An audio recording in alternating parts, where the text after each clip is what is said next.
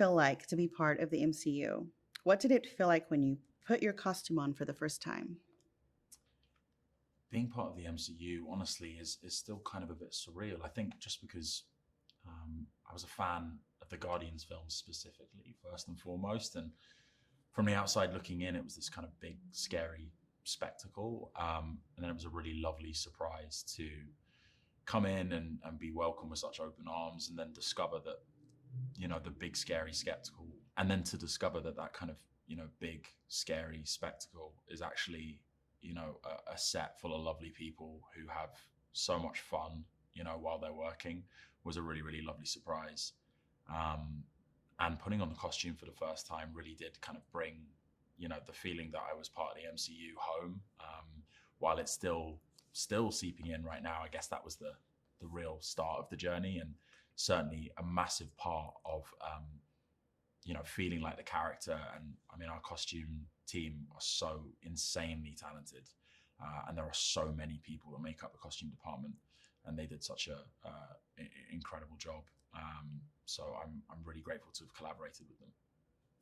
Your character, Adam Warlock, originated in Marvel comic books.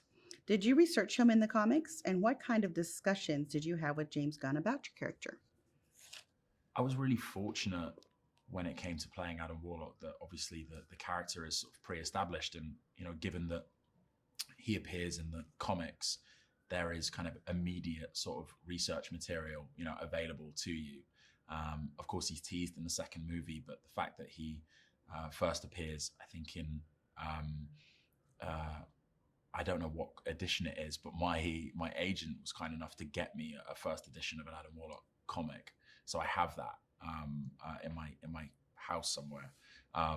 But being able to read that among other comics that he appears in, and reading about also some of the kind of fan fiction around Adam Warlock was really, really helpful. The internet was a really great provider in that sense as well. So between the comic and what the fans had produced online, a lot of my research was done for me, and then it became about kind of collaborating with James and having our two visions align over who Adam would be. And we settled on this idea of this being his kind of introduction, obviously, and the portrayal of the character in his infancy, as a kind of young person entering the world, trying to sort of carve out, the sort of person that he wanted to be, and what side of the line he wanted to stand on as far as good and evil is concerned.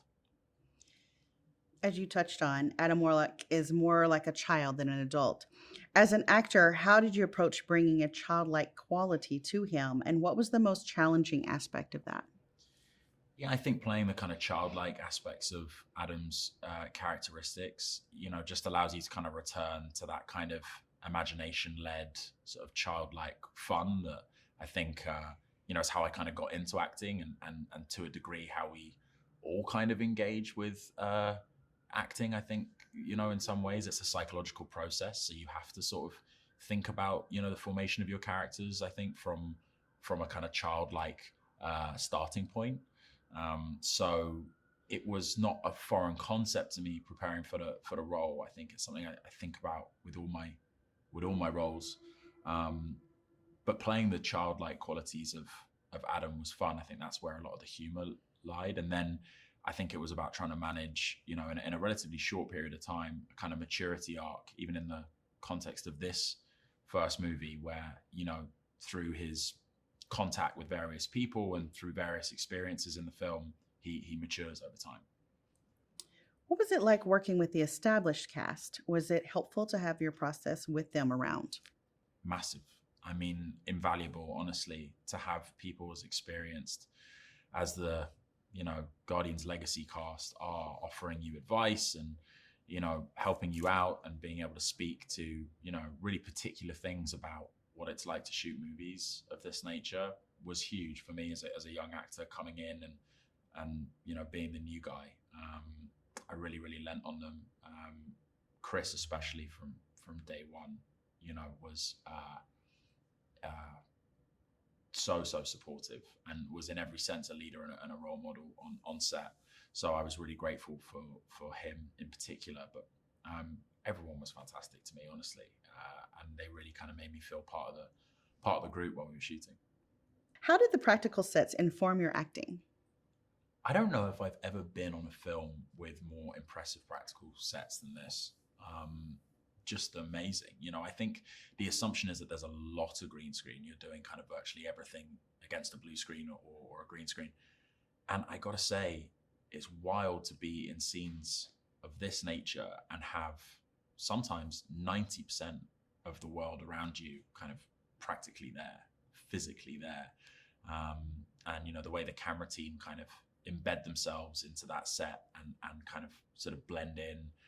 You can really immerse yourself in those worlds. And, our art department are just nuts talented. It really blew my mind. And it's kind of hard to not sort of have it take you out, at least initially, because you're kind of marveling at how incredible each set is, but you've got to, switch off. I guess in Adam Warlock's world, it's like, it's the bathroom or it's the kitchen or it's the, don't stare at it all in wonderment, but it eventually becomes something that just helps you lose yourself in any given scene and feel more like the character. And every department are kind of pulling to try and achieve the same goal, and it makes my job in the acting department much easier. And what was it like to work with director James Gunn? So amazing. I mean, he's so talented in so many ways. I think James, as a writer, a director, a producer, he's kind of unlike anyone I've come across.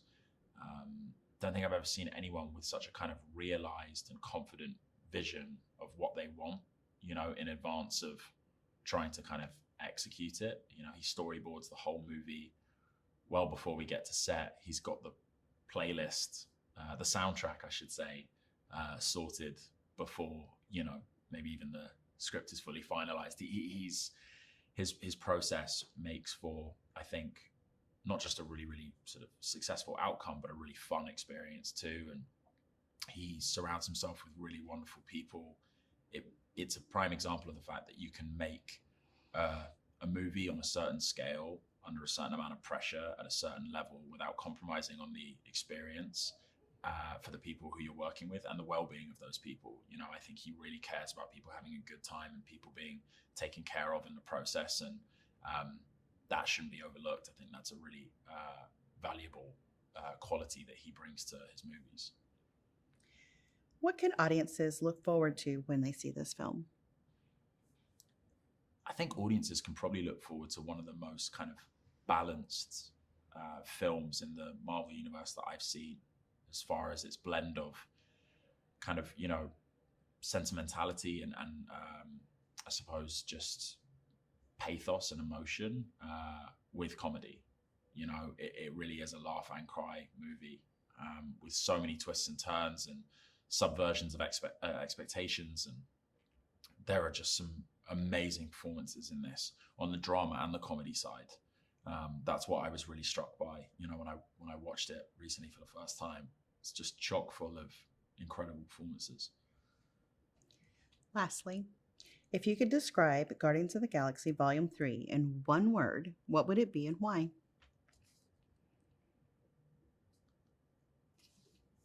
I think if I had to describe Guardians of the Galaxy Volume 3 in one word, it would be climactic.